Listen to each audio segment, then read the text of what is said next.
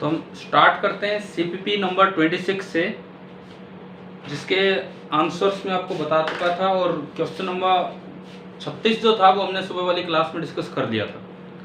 इसके बाद डाउट्स बोलिए, बोलो भाई। सर मैं 39 क्वेश्चन में बी 39, 37 या 38 में किसी को प्रॉब्लम है? 37 या 38 में नहीं है। 39 इसमें बी वाला पूछ रहे हो आप। डाइलेक्ट्रिक बी और डी दोनों ठीक है।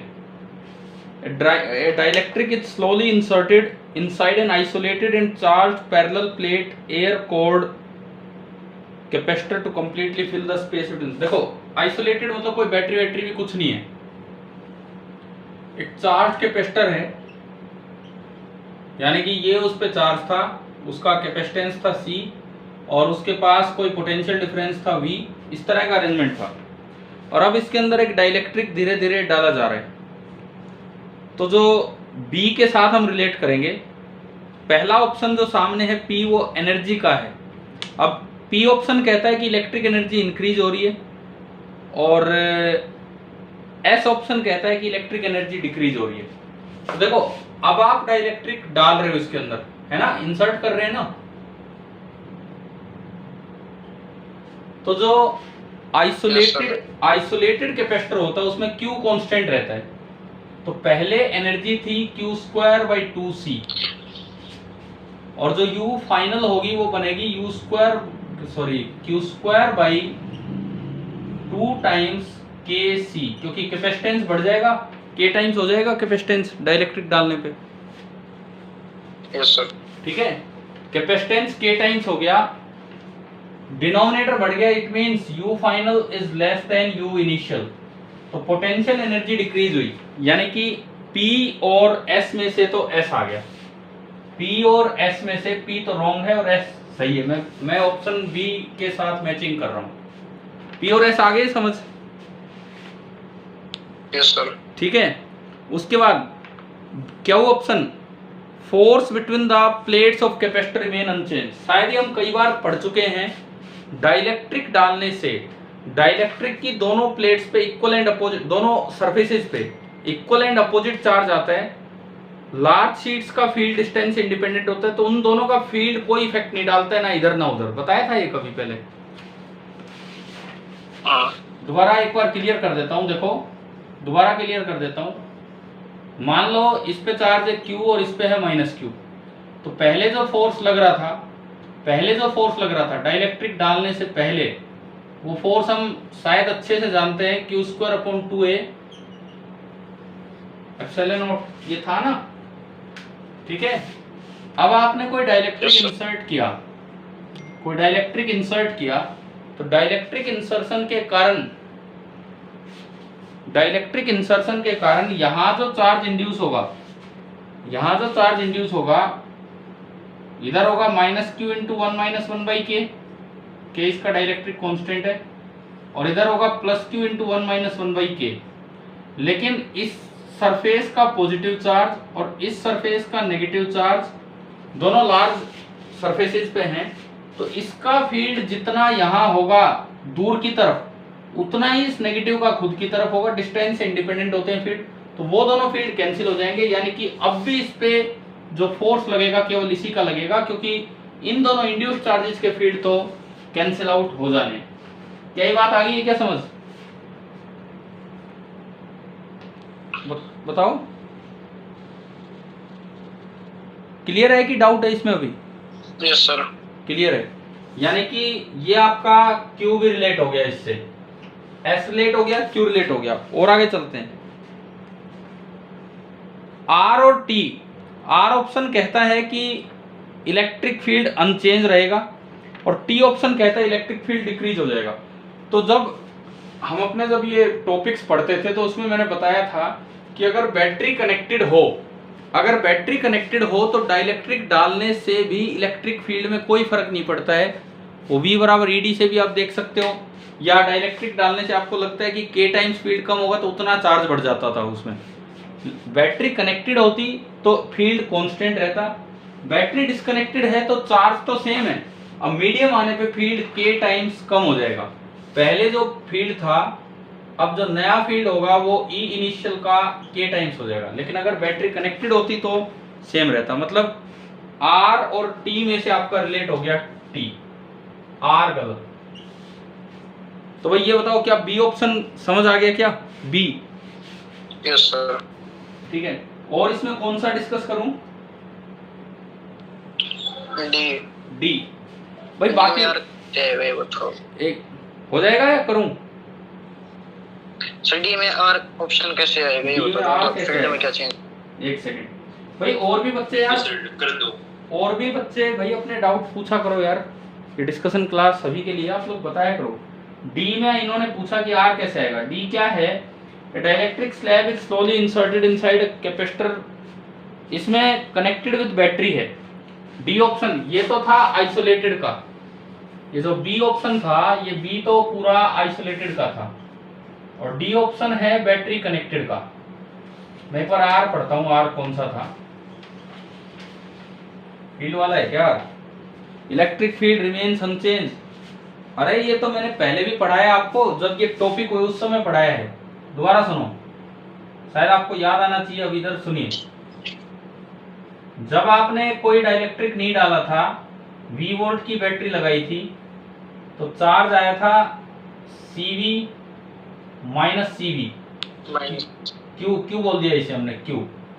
और जो फील्ड आया था नेट फील्ड दोनों की वजह से हुआ था Q upon A epsilon, 2 epsilon और 2 एप्सिलॉन जुड़ गए थे, और ये हुआ था Q अपॉन A एप्सिलॉन। क्या यहाँ तक क्लियर है? Yes sir. है ना?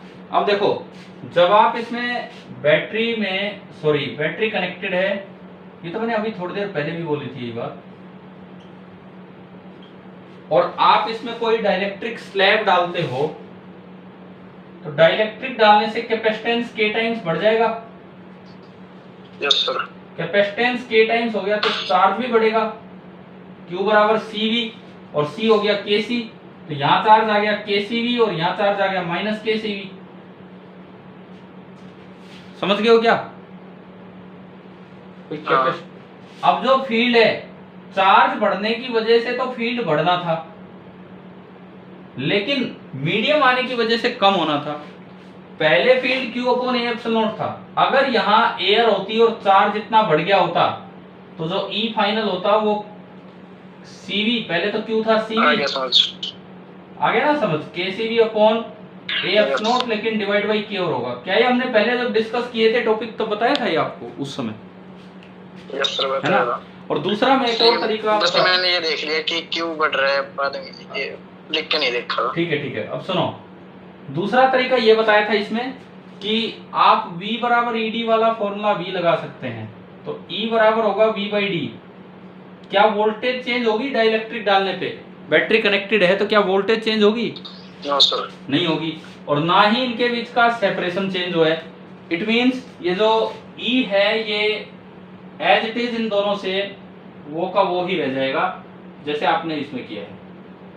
इस क्वेश्चन में, इस वाले जो मैच द टाइप वाले क्वेश्चन है, इसमें कोई और पार्ट किसी को पूछना है क्या?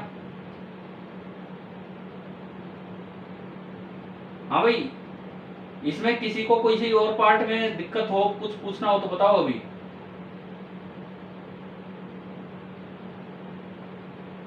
नहीं है तो आप अगला डाउट बोल दीजिए। 37 बता दो सर। 37, एक सेकंड अभी बताता हूँ।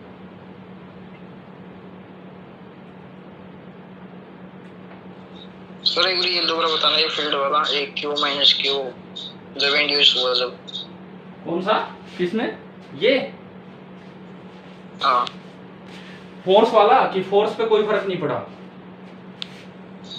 हाँ देखो क्यों नहीं फर्क पड़ा, सुनिए।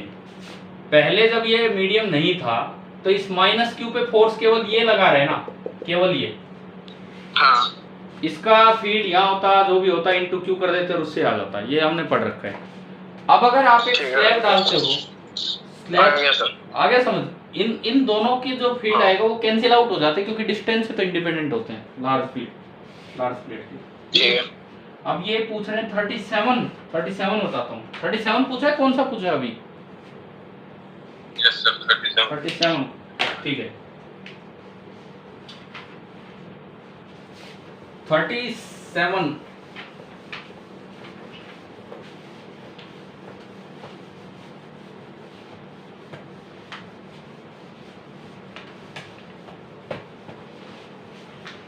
Question number 37. A parallel plate capacitor is connected from a cell and then isolated from it. पहले तो सेल से कनेक्ट करके चार्ज कर दिया और फिर आइसोलेट कर लिया, ठीक है। क्वेश्चन नंबर 37 हमारा चल रहा है। पहले तो एक बैटरी से कनेक्ट करके मान लो इस पे चार्ज Q आ गया और इस पे माइनस Q आ गया, ये आप कर चुके हैं। उसके बाद two dielectric slabs of constant K and 2K are now introduced. उसके बाद आपने क्या किया है, उसके बाद आपने इसमें मीडियम डाल दिए अलग अलग। ऊपर तो जो डाइलेक्ट्रिक कांस्टेंट रखा K और नीचे रखा 2K, ये रख दिया। The electric field intensity in the upper half is E1 and the lower half is E2। यहां पे इंटेंसिटी E1 मान ली और यहां पे इंटेंसिटी E2 मान ली, लोअर हाफ में E2। अच्छा, फर्स्ट ऑप्शन है E1 is equal to 2E2। चलो एक एक करके इनको चेक करते हैं। सबसे पहली बात, क्या ऊपर और नीचे का कैपेसिटेंस सेम है क्या? No sir. नीचे वाले का डबल होगा डेफिनेटली, है ना। नीचे वाले में 2 टाइम्स है, तो दिस इज इक्वलेंट टू की जैसे आपने दो कैपेसिटर, क्योंकि ये भी उन्हीं प्लेट्स के बीच में, ये भी उन्हीं प्लेट्स के बीच में, तो दोनों किस में हो गए? पैरेलल में। एक तो C और एक 2C। और चार्ज कितना आया था इनके पास टोटल? चार्ज कितना आया था? Q आया था। चार्ज Q आया था, तो Q को पैरेलल में बताओ, चार्ज डायरेक्ट रेशियो में बढ़ता है कि इनवर्स रेशियो में? डायरेक्ट में। तो 1:2 में डिवाइड कर दो। 1:2 का मतलब 3 हिस्से करके एक पार्ट इधर जाने दो और 2 पार्ट इधर, तो एक पार्ट इधर Q/3 माइनस Q/3 और 2 पार्ट इधर 2Q/3 एंड माइनस 2Q/3। मतलब हमें ये पता लग गया ऊपर वाले पार्ट पे तो Q/3 चार्ज है और नीचे वाले पार्ट पे 2Q/3, ऐसे माइनस 2Q/3 एंड Q/3। कुछ नहीं था तो आधा आधा था, कुछ भी नहीं था तो ये आधा आधा था डेफिनेटली, क्योंकि ये तो एक जैसे थे। क्या ये यहां तक समझ आ गया ये अरेंजमेंट? ठीक है। अब डी ऑप्शन आपका गलत हो गया। डी ऑप्शन कहता है charge distribution on the plates remains the same, जैसा पहले था वैसा ही बाद में। पहले ऊपर Q/2 था, अब Q/3 हो गया। पहले नीचे इतना था, अब इतना है। तो क्या चार्ज डिस्ट्रीब्यूशन अलग हो गया कि नहीं प्लेट्स पे? ठीक है। अच्छा, ये तो आपका गया डी ऑप्शन। अब मैं सी ऑप्शन पे आता हूं। Induced charges on both the slabs are same. Induced charge देखते हैं पहले ऊपर वाले पे। Q upper, induced charge upper. Inducing charge उसके लिए कितना है? Q/3 into 1-1/K। याद है फैराडेज फॉर्मूला? याद है ना हमें ये? और Q जो डाउन वाले पे होगा, देखो मैंने माइनस नहीं लगाया साइन, एक साइड माइनस होगा एक साइड प्लस होगा, ये होना है। नीचे है 2Q/3 इंटू 1-1/2K। अच्छा, मैं अगर इस 2 को अंदर भी ले गया इससे कंपेयर करने के लिए, तो Q/3 2-1/K। क्या ये और ये सेम है क्या चार्ज, इंड्यूस्ड चार्ज? इस 2 का फर्क आ रहा है, यानी कि ये ऑप्शन भी गलत हो गया आपका, सी ऑप्शन भी गलत है। अब मैं ए ऑप्शन पे आता हूं। मैं सारे गलत जो है वो पहले बता रहा हूं आपको कैसे कैसे गलत है। ए ऑप्शन कहता है ऊपर फील्ड है E1 और नीचे E2, और ये कहता है E1 इज 2 टाइम्स E2। और ये अक्सर दिमाग में लोगों के आ जाता है, बिकॉज नीचे ज्यादा डाइलेक्ट्रिक कांस्टेंट है तो फील्ड उतना ही K टाइम्स कम करते हैं ना, तो 2K होती लगे कि कम हो गया। लेकिन क्या नीचे चार्ज ज्यादा है कि नहीं? ऊपर से, ऊपर के मुकाबले नीचे चार्ज ज्यादा है। तो देखो E1 क्या होगा, अगर वैक्यूम होता तो Q/3/A∪0 होना था। अगर वैक्यूम होता तो Q/3/A∪0, लेकिन एक मीडियम है तो उससे डिवाइड कर दिया। शायद आपको E1 आ गया हो समझ। अब मैं यहां लिखता हूं E2। E2 क्या होगा? अगर वैक्यूम होता तो फील्ड होना था 2q/3 divided by A epsilon. 2a epsilon नहीं, क्योंकि इसका और इसका दोनों का जुड़ के डबल होता है, याद है ना ये तो आपको। नेट फील्ड ये होता है q/a एप्सिलॉन, ठीक है। लेकिन यहां एक मीडियम है 2k, तो आपने 2k से डिवाइड किया और 2 से 2 कैंसिल हो गया, 2 से 2 भी कैंसिल हो गया। तो अब बताओ क्या E1 बराबर 2E2 सेटिस्फाई हो रहा है क्या? नो सर, नहीं हो रहा ना, समझ आ गया होगा ये। E1 मुझे लगता है E1 बराबर E2 आ रहा है ना इसमें, बराबर आ गए दोनों। Yes sir. अब यहां से आया E1 बराबर E2। अब आता है इसका जो सही वाला ऑप्शन है वो, electrostatic potential energy of upper half is less than that of the lower half. Upper half की एनर्जी अगर आपको लिखनी है तो U अपर q²/2c लगाओ, तो q² हो गया, ये तो q/3 का स्क्वायर अपॉन 2 टाइम्स c, इसका कैपेसिटेंस c है।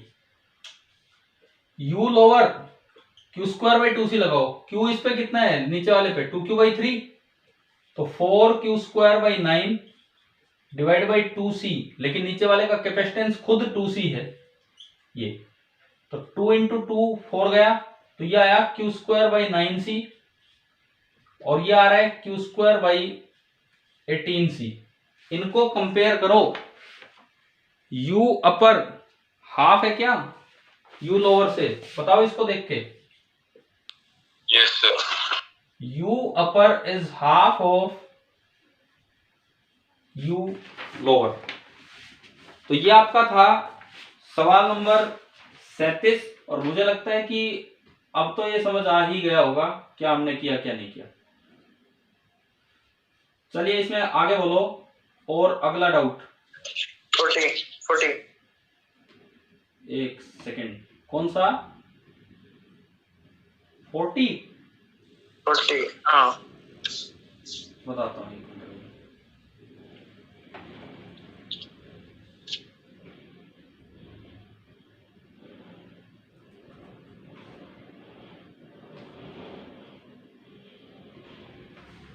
क्वेश्चन नंबर 40 पे हम चलते हैं। 40वां सवाल, यार ये तो मुझे लगता है मैंने करवा रखा है क्लास में, ये मत करवाओ क्या। ये मैंने इनिशियली चार्ज कैपेसिटर नहीं करवा दिया था कि एक क्यू चार्ज को फ्लो करवाओ? करवाया था सर। मुझे लगता है क्या पता वैल्यूज भी यही ले ली हो, मुझे एग्जैक्ट तो याद है नहीं। क्या ये करवाया था क्या क्यू? करवा रखा है सर।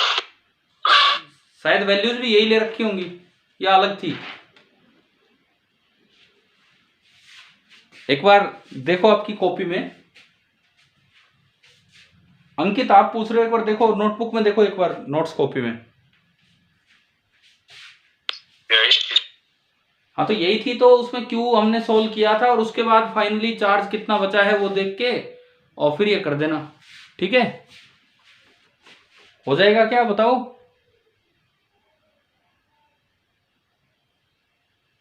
हाँ जी अंकित बोलिए, अगर आपने पूछा था तो। दोबारा ट्राई कर लूंगा सर। नहीं ट्राई तो कर लेना, लेकिन मैं कह रहा हूं क्या कॉपी में है क्या ये वाला सवाल? नोट्स बना रखे होंगे ना आपने? बोलना पड़ेगा, अब बना रखे, देखना पड़ेगा। उनमें देख लेना, मुझे याद है तो मैंने आपको दिख रहा होगा, मैंने हाथ से डायग्राम बनाया है, तो एज इट इज था ये आपके उसमें, ठीक है। दोबारा ट्राई कर लेना, एक नोट से मदद लेना, शायद हो जाएगा, नहीं हो तो अगली क्लास में पूछ लेना। अब मुझे ये बताओ, पहले आप 42 बताओ, फिर मैं 41 के डिस्कशन पे आऊंगा। 42 में डाउट है कि हो गया? 42 हो गया। किसी बच्चे को डाउट है 42 में? नहीं है? अरे भाई बोलो, सबसे हो गया है तो मैं 41 पे आता हूं। 41 बताओ, 41 में डाउट है? No sir. 41 की एक्सप्लेन 43 में नहीं, एक मिनट, 41 कोई पूछना चाह रहा है, कोई भी बच्चा 41? Yes sir. यस सर, ठीक है। सुनो, 41 की एक्सप्लेनेशन मैंने उसमें दी थी अगले सीपीपी में, लास्ट में, बट मैं फिर भी बताता हूं आपको। जैसे मान लो ये कोई कैपेसिटर है, इसके ये सेपरेशन है डी, ए और ए। अभी हम इसकी एयर कैपेसिटेंस लिखते हैं एप्सिलॉन ए बाई डी। फिर हमने ये पढ़ा है कि अगर आप इसमें कोई मेटल की शीट डाल दें, देखो ऐसा बिल्कुल नहीं होना चाहिए कि डाउट बस फिर चुप ही रह जाओ, बचे ही रह जाए, कोई फर्क नहीं पड़ता चाहिए। एक डिस्कशन क्लास में चाहिए 5 ही सवालों ढंग से पूछ लिया करो, इतने ही होते हैं, लेकिन लाइन से चाहिए पूछने पूछ लिया करो। आपने एक मेटल की शीट डाल दी टी थिकनेस की, और ये पूरा डी था, तो अब बताओ इसकी नई कैपेसिटेंस क्या हो जाती है? Epsilon A upon D minus T, याद है D minus T plus T by K. Yes sir. तो वो के तो इनफाइनाइट होता है मेटल का, तो इसलिए ये आ गया। तीसरा, अगर मान लो आपने दोनों प्लेट्स को टच कर दिया मेटल से, पूरे मतलब पूरे में ही मेटल डाल दिया, पूरे में ही मेटल डाल दिया, पूरे में मेटल डाल दिया, तो आपने टी और डी बराबर कर दिए, तो डी माइनस टी कितना हो जाएगा? 0। यानी कि capacitance should tend to infinity. अब इनफाइनाइट कैपेसिटेंस का क्या मतलब है? क्या ये इनफाइनाइट एनर्जी स्टोर कर सकता है? क्या ये इनफाइनाइट चार्ज स्टोर कर सकता है? क्या मतलब इस बात का? एच.सी. वर्मा बुक में यही सवाल इस तरह से था कि दो मेटल की प्लेट्स हैं, उनको आपस में एक वायर, कंडक्टिंग वायर से ज्वाइन कर दिया। बिकॉज मेटल से इतना बड़ा लगाओ चाहिए, ऐसे जोड़ो, बात तो एक ही है, आपने कंडक्टर ही ज्वाइन किया है और कुछ तो है ही नहीं। This is same as this. अब वर्मा जी ने जो पहले जो कई साल ऑप्शन चला, जो आंसर चला, वो आंसर इस सवाल का था इनफाइनाइट। इस क्वेश्चन का जो पुरानी बुक में जो मेरे पास मेरे टाइम की जो बुक थी, उसमें आंसर था इनफाइनाइट। लेकिन जो बाद में नई बुक आई, उसमें वो इनफाइनाइट ऑप्शन चेंज करके इनडिटरमिनेट कर दिया गया और आंसर इनडिटरमिनेट दिया गया। तो पहले इनफाइनाइट क्यों था, वो लॉजिक यहां से समझ आ रहा है आपको?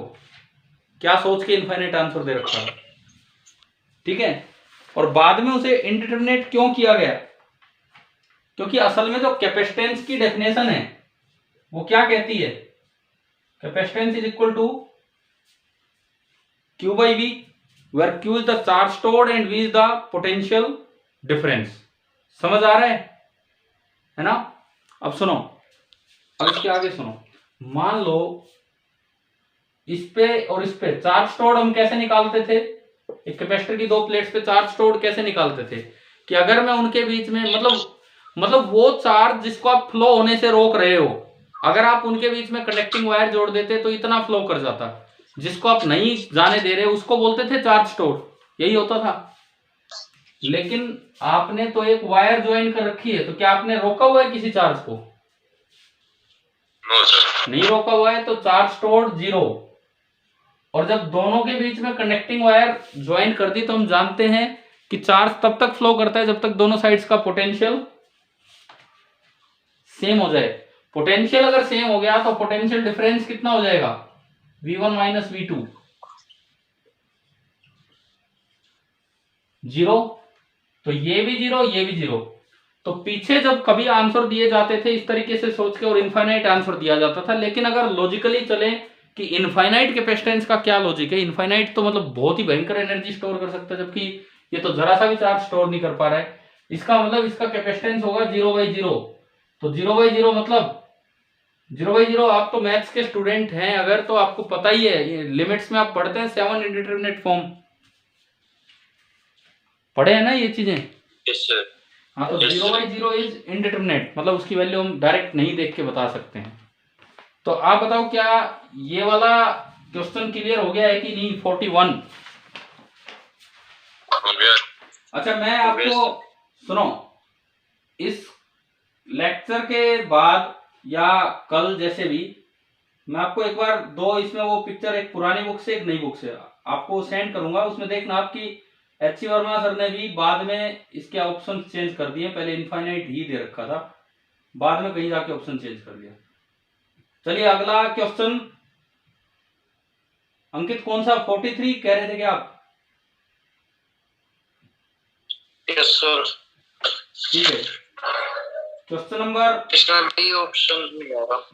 एक मिनट, क्वेश्चन नंबर 43 देखिए। 43 गया दूसरे सीपीपी में ना, 43 तो इसी में ही है। कैपेसिटर सर्किट, ये मल्टी करेक्ट स्टार्ट हो गए। कौन सा ऑप्शन नहीं आ रहा आपका? बी। B second option. हाँ। Charge on the 3 microfarad capacitor is, अच्छा ये बताओ क्या आपके पास पोटेंशियल डिफरेंस नहीं आए फिर इसका मतलब? तो अगर बी ऑप्शन नहीं आ रहा तो फिर तो ये कैसे हुआ होगा बाकी पार्ट? क्योंकि बी ऑप्शन तो तुरंत आ जाएगा अगर आपके पास पोटेंशियल डिफरेंस ठीक ठाक आ गए हैं तो। देखिए सवाल नंबर 43 देखिए। आज यहीं तक हो पाएगा डिस्कस, बाकी 27वां कल कर लेंगे। अब इधर देखो आप, ये ईएमएफ है ई 12 माइक्रोफेराड,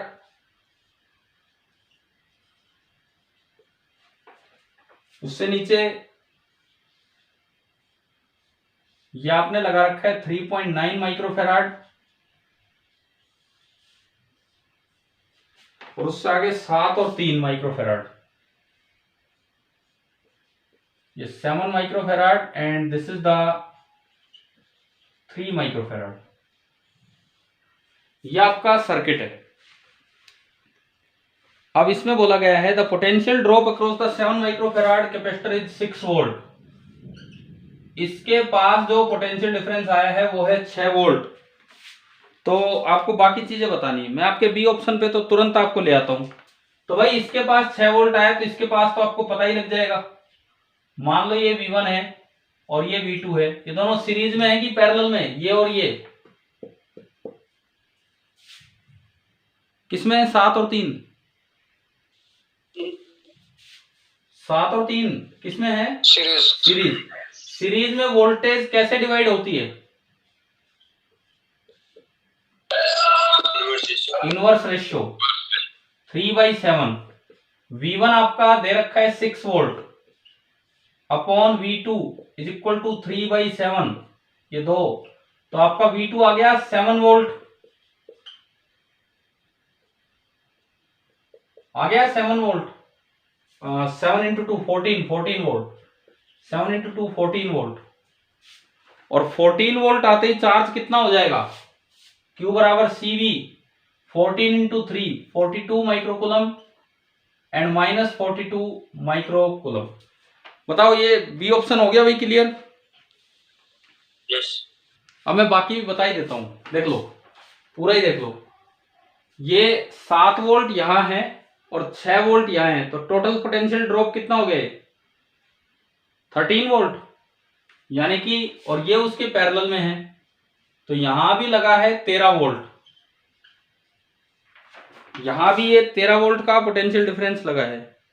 नहीं 7 और 6 गलत बोल गया मैं, ये कितना है? ये 7 थोड़ी, 14 लिखना था, 14 वोल्ट।